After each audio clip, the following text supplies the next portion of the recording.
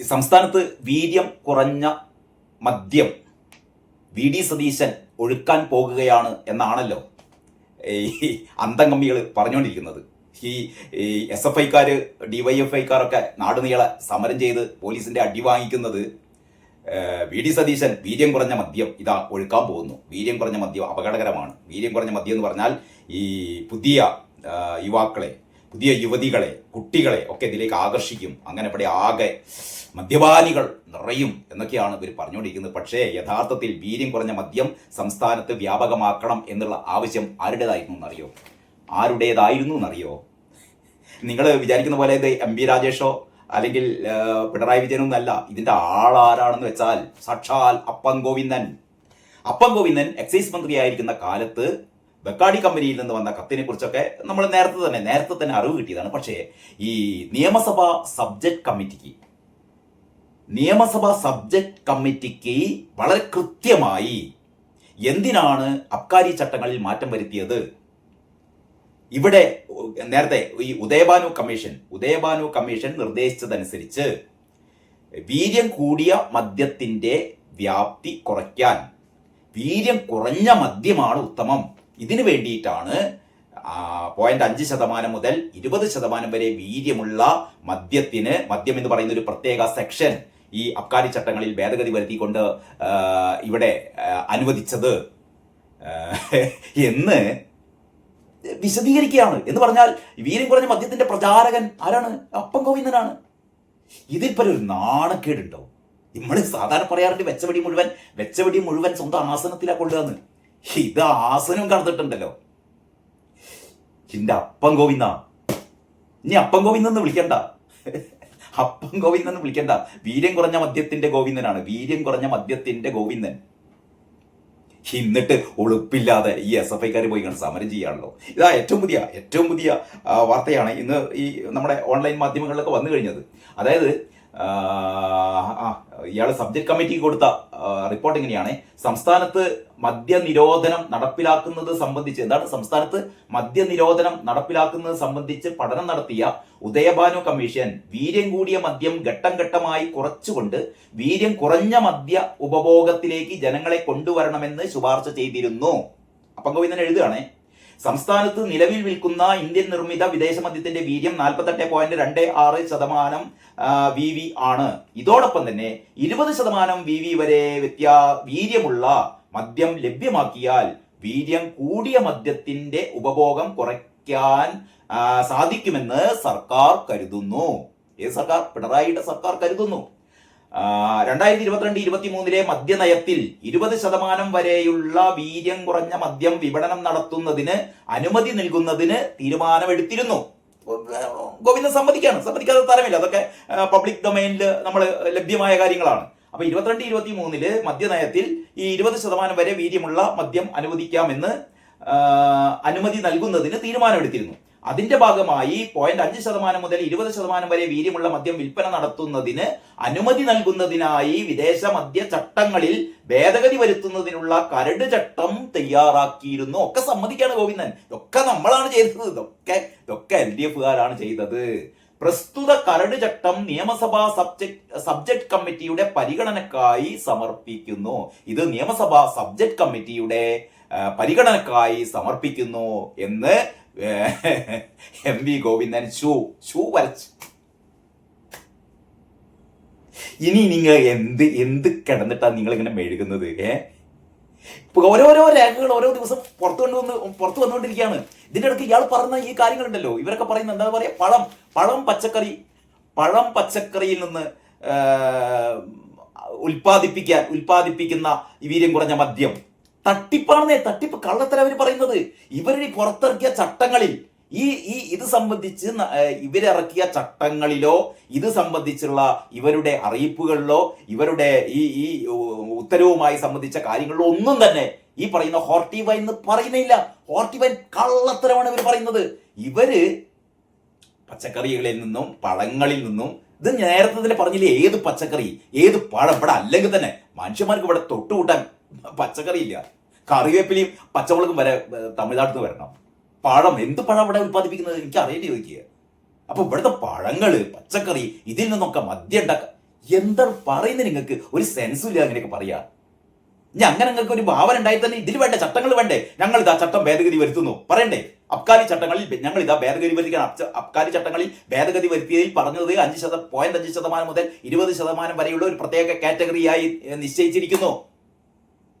ഞങ്ങൾ ഇതാ പഴം പച്ചക്കറി നിന്ന് ഉൽപ്പാദിപ്പിക്കുന്ന മദ്യങ്ങൾക്ക് വേണ്ടിയിട്ടാണ്, അല്ലെങ്കിൽ ഹോട്ടി വൈനിന് വേണ്ടിയിട്ടാണെന്ന് പ്രത്യേകം പറയണ്ടേ? നിങ്ങളിത് ബെക്കാടി കമ്പനിക്ക് വേണ്ടിയിട്ട് എത്ര കിട്ടി എന്ന് എല്ലാവരും ചോദിക്കുന്നുണ്ട്. എത്ര കിട്ടിയെന്ന്.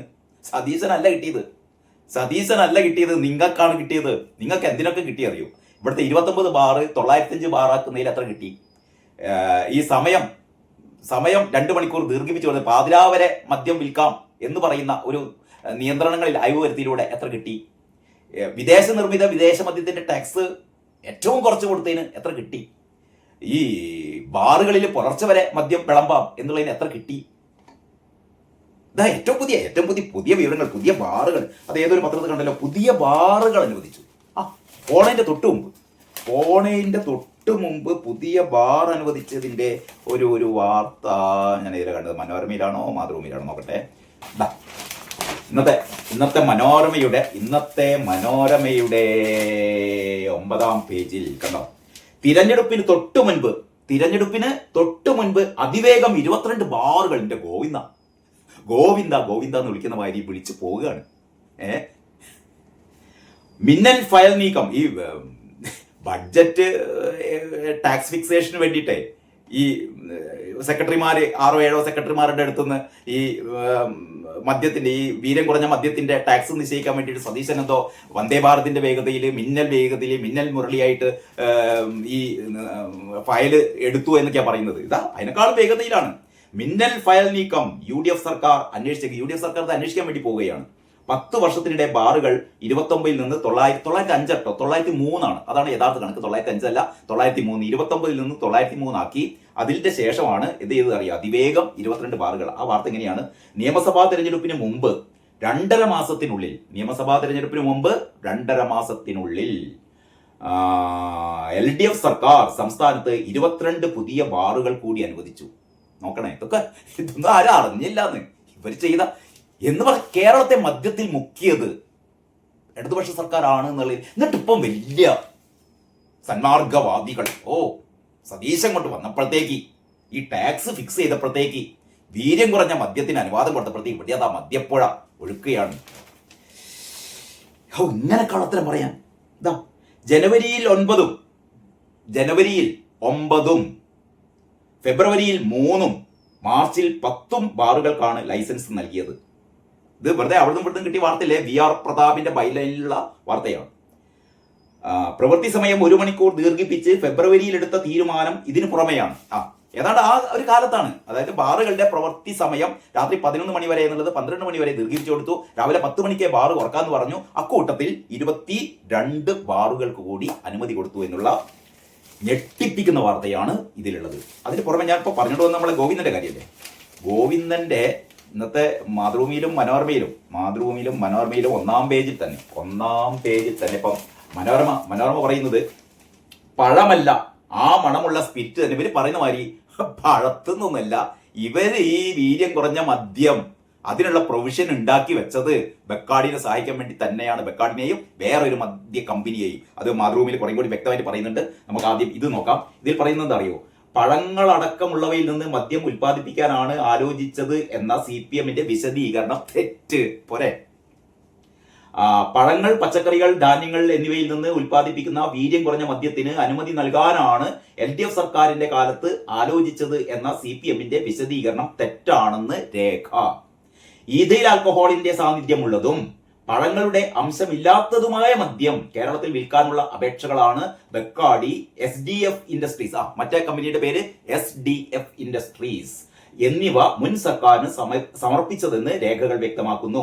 കേരളത്തിലേക്ക് സ്പിരിറ്റ് ഇറക്കുമതി ചെയ്ത് മദ്യം ഉൽപ്പാദിപ്പിക്കുകയായിരുന്നു ഇവരുടെ ലക്ഷ്യം. ഇക്കാര്യം മനസ്സിലാക്കി തന്നെയാണ് മുൻ സർക്കാർ അനുമതി നൽകിയത്. ബെക്കാഡി ബ്രീസറിൽ 4.8%, ബെക്കാഡി പ്ലസിൽ 8%മാണ് ഈഥൈൽ ആൽക്കഹോളിന്റെ സാന്നിധ്യം. ബെക്കാഡിയുടെ അപേക്ഷയിൽ ഇക്കാര്യം വ്യക്തമായി രേഖപ്പെടുത്തിയിട്ടുണ്ട്. SDF ഉൽപ്പാദിപ്പിക്കുന്ന മദ്യത്തിൽ 10 മുതൽ 20% വരെയായിരുന്നു ആൽക്കഹോളിന്റെ സാന്നിധ്യം. പ്രത്യേകിച്ച് ഈ SDFന്റെ അപേക്ഷ കിട്ടിക്കഴിഞ്ഞപ്പോഴാണ് ഇത് 20%, അതായത് വീര്യം കുറഞ്ഞ മദ്യത്തിന്റെ അളവ് 20% വരെ ആൽക്കഹോളിക് കണ്ടന്റ് ആക്കാം എന്ന് തീരുമാനിച്ചത് ഈ SDFന്റെ, അല്ലാതെ പഴങ്ങളിൽ നിന്ന് ഉൽപ്പാദിപ്പിക്കാൻ വേണ്ടിയിട്ടൊന്നല്ല കേട്ടോ. പഴങ്ങളിൽ നിന്ന് ഉൽപ്പാദിപ്പിക്കാൻ വേണ്ടിയിട്ടൊന്നല്ല.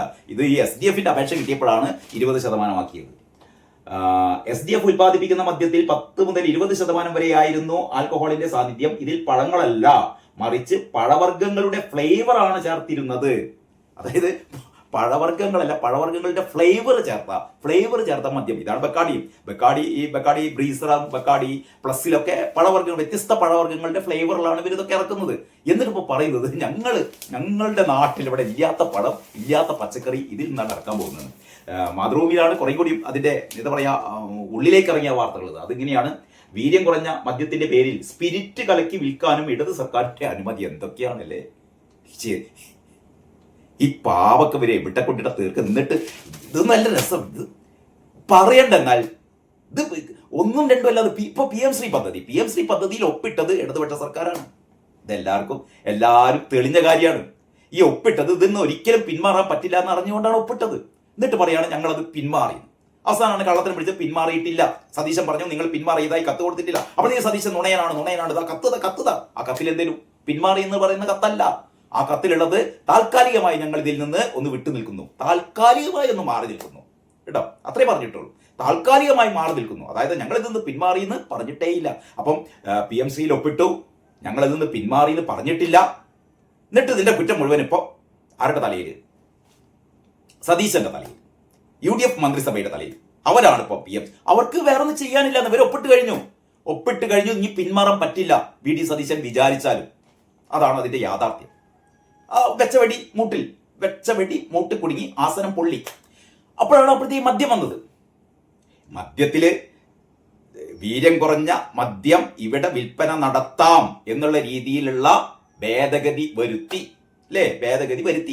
ഇവരുടെ കത്ത്, ബക്കാഡി കമ്പനിയുടെ കത്ത് TP രാമകൃഷ്ണൻ എക്സൈസ് മന്ത്രി ആയിരിക്കുമ്പോൾ അതിനുള്ള ഫയൽ നീക്കം മൂപ്പരാണ്ട് തുടങ്ങി.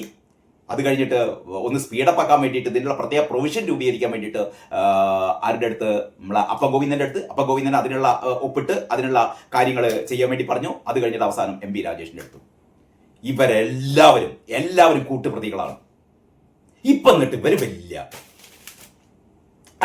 ഞങ്ങൾ മദ്യത്തിന്റെ ആൾക്കാരെയല്ല, ഞങ്ങൾ മദ്യവർജനമാണ് അല്ലേ, ഞങ്ങൾ മദ്യത്തിന്റെ ആൾക്കാരെ അല്ല, ഞങ്ങൾ പിന്നെ 29 ബാർ 905 ബാറൊക്കെ ആക്കി ഇതൊക്കെ കൂട്ടിക്കൊടുത്ത് ഇതൊന്നും മദ്യപിപ്പിക്കാനല്ലാന്നേ, ഇതൊക്കെ മദ്യം ഇല്ലായ്മ ചെയ്യാൻ കള്ളത്തരം പറയുന്ന ആൾക്കാരെ.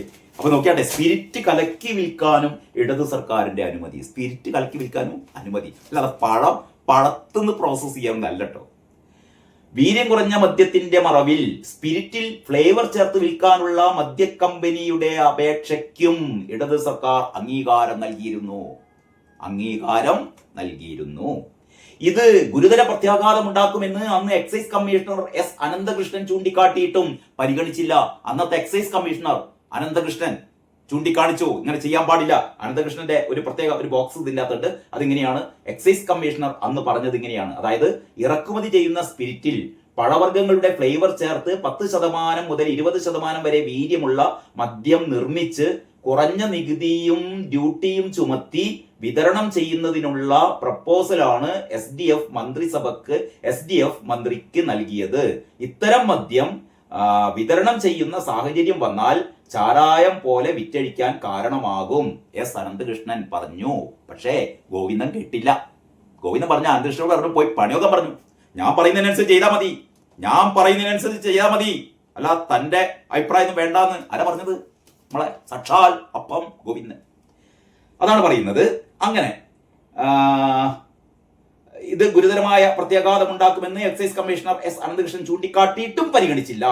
ഇതല്ല ഇടത് സർക്കാരിന്റെ മദ്യനയം എന്നുപോലും കമ്മീഷണർ റിപ്പോർട്ടിൽ ചൂണ്ടിക്കാട്ടിയിരുന്നു.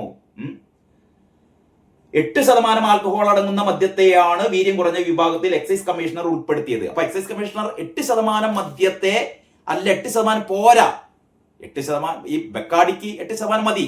പക്ഷേ ഈ SDF എന്ന് പറയുന്ന പുതിയ നിർമ്മാണ കമ്പനിക്ക് 8% പോരാ, അവർക്ക് 20% വേണം. അപ്പൊ ഗോവിന്ദൻ പറഞ്ഞു 8% പോരാ, എന്താക്കണം? 20% ആക്കണം.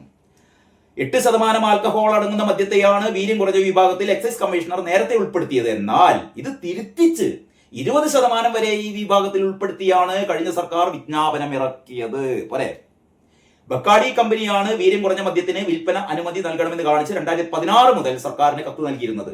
ബക്കാഡി ബ്രീസറിന്റെ 4.8% അതിലെ ആൽക്കഹോൾ കണ്ടന്റ്, ബക്കാഡി പ്ലസിൽ 8% എന്നിവയ്ക്കാണ് വിൽപ്പന അനുമതി ബക്കാഡി കമ്പനി തേടിയിരുന്നത്. ഇതിനിടെയാണ് SDF ഇൻഡസ്ട്രീസ് എന്ന കമ്പനി 10 മുതൽ 20% വരെ വീര്യമുള്ള മദ്യത്തിന്റെ വിൽപ്പനക്ക് അനുമതി തേടി ആരെയാണ് സമീപിച്ചത്? അനുമതി തേടി അന്നത്തെ എക്സൈസ് വകുപ്പ് മന്ത്രി എം വി ഗോവിന്ദന് അപേക്ഷ നൽകി. പിന്നാലെയാണ് SDFന്റെ അപേക്ഷ കൂടി കണക്കിലെടുത്ത് വീര്യം കുറഞ്ഞ മദ്യം എന്തെന്ന് നിശ്ചയിക്കാൻ കമ്മീഷണറോട് ആവശ്യപ്പെട്ടത്. അപ്പൊ ഇതിനൊക്കെ ചരട് വലിച്ചത് എം വി ഗോവിന്ദനാണ്. അപ്പോഴാണ് അനന്തകൃഷ്ണൻ പറഞ്ഞത് പോരാ, 8% മതി, അതിന് കൂടുതലാക്കാൻ പറ്റൂല, അത് ഭയങ്കര പ്രശ്നമാകുന്നു. അപ്പൊ 8 പോരാ, പുതിയൊരു കമ്പനി കൂടി വന്നിരിക്കുന്നു. അപ്പൊ അവർക്ക് ആവശ്യം 20%. അപ്പൊ അനന്തകൃഷ്ണ പോയി കണ്ടെത്രയാക്ക്, 20% ആക്ക്. SDFന്റെ ആവശ്യം തള്ളി 0.5% മുതൽ 8% വരെ വീര്യമുള്ള മദ്യത്തെ വീര്യം കുറഞ്ഞ വിഭാഗത്തിൽ ഉൾപ്പെടുത്തിയാണ് കമ്മീഷൻ ചട്ടഭേദഗതിക്കുള്ള കരട് തയ്യാറാക്കിയിരുന്നത്. അത് സർക്കാർ അംഗീകരിച്ചില്ല. അത് LDF സർക്കാർ അംഗീകരിച്ചില്ല. അപ്പം ഗോവിന്ദൻ അംഗീകരിച്ചില്ല. മാറ്റം വരുത്തി 2 ദിവസത്തിനകം ശുപാർശ നൽകണമെന്ന് 2021 ഡിസംബർ 12 ആവശ്യപ്പെട്ടു. 2021 ഡിസംബർ 12 ഇത് പോരാ, 2 ദിവസം അതിനകം തന്നെ ഈ 8% മാറ്റിയിട്ട് എത്രയൊക്കെ കൊണ്ടുവരണം? 20% ആക്കി കൊണ്ടുവരണം.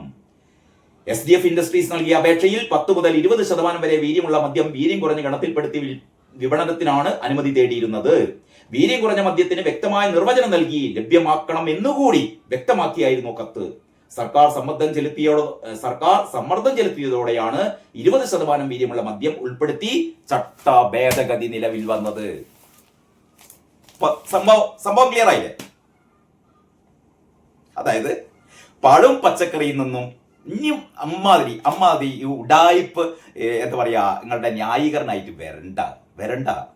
കാരണം നിങ്ങളാണ് ബക്കാഡി കമ്പനിയെ പരിഗണിച്ചത്. ഈ SDF ഇൻഡസ്ട്രീസ് എന്ന് പറയുന്ന കമ്പനിയെ പരിഗണിച്ചത്. ബക്കാഡി കമ്പനിക്ക് 8% മതിയായിരുന്നു. 8% വരെ ആൽക്കഹോളിക് കണ്ടന്റ് ഉള്ള മദ്യത്തിന് വിൽപ്പന അനുവദിച്ച മതിയായിരുന്നു.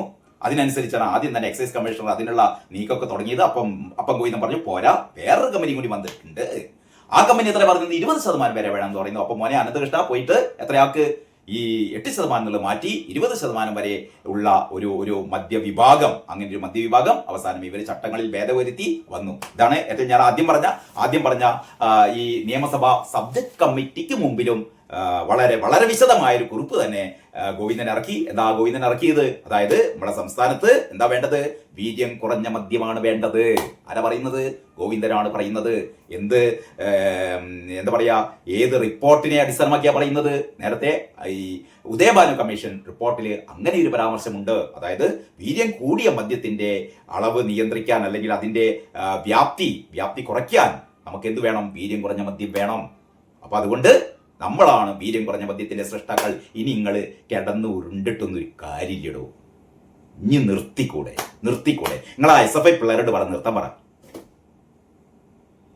എന്തൊക്കെയാണ് തെറി വിളിക്കുകയാണ് സതീശനെ. ഇതിന്റെ ഒക്കെ ഹേതുമത് ഭൂതകാലം മുഴുവനും ഈ പറയുന്ന അപ്പം ഗോവിന്ദൻ. അതിന്റെ മുന്നേ മറ്റേ ടി പി രാമകൃഷ്ണൻ കൗമിലെ കുട്ടി എന്നൊക്കെ പറഞ്ഞാണ്ട് ഈ വർഗീയത പടർത്തിയ മറ്റൊരു കാഫർ സ്ക്രീൻഷോട്ടിന്റെ നിങ്ങളെപ്പറ്റി പറയാൻ തുടങ്ങിയാലുണ്ടല്ലോ, ഉള്ള നെറികേട് മുഴുവൻ രാഷ്ട്രീയ നെറികേടിന്റെ പ്രതീകമാണ് CPM എന്ന് പറയുന്നത് അല്ലേ? നിങ്ങൾക്ക് എങ്ങനെ 35 സീറ്റ് കിട്ടിയത്? LDFന് നിങ്ങൾക്ക് എങ്ങനെ 26 സീറ്റ് കിട്ടിയത്? എന്റെ അത്ഭുതപ്പതാണ്. ഇമ്മാതിരി തെണ്ടിത്തരം കളിച്ചിട്ട് നിങ്ങൾക്ക് 26 സീറ്റ് കിട്ടിയില്ലേ അല്ലേ? വലിയ അത്ഭുതമാണ്.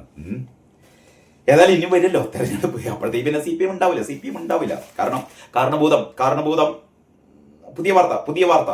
അതായത് മോളല്ല തന്തപ്പടിയാണ് എന്ത് വാങ്ങിയത്? മാസപ്പടി വാങ്ങിപ്പിച്ചത് മോളെ കൊണ്ട് എന്നുള്ള രീതിയിലാണ് ഇപ്പോ EDയുടെ അന്വേഷണം വരുന്നത്. ആദ്യ അറസ്റ്റ് പിണറായിയുടെ എന്നാണ് കേൾക്കുന്നത്. എത്രമാത്രം സത്യം ഉണ്ടെന്ന് അറിയില്ല. നമുക്ക് കാത്തിരിക്കാം. അപ്പൊ അങ്ങനെയൊക്കെയാണ് വിശേഷങ്ങൾ. ബാക്കി വിശേഷങ്ങൾ അടുത്ത വീഡിയോയിൽ. അതുവരെ എല്ലാവർക്കും നന്ദി, നമസ്കാരം.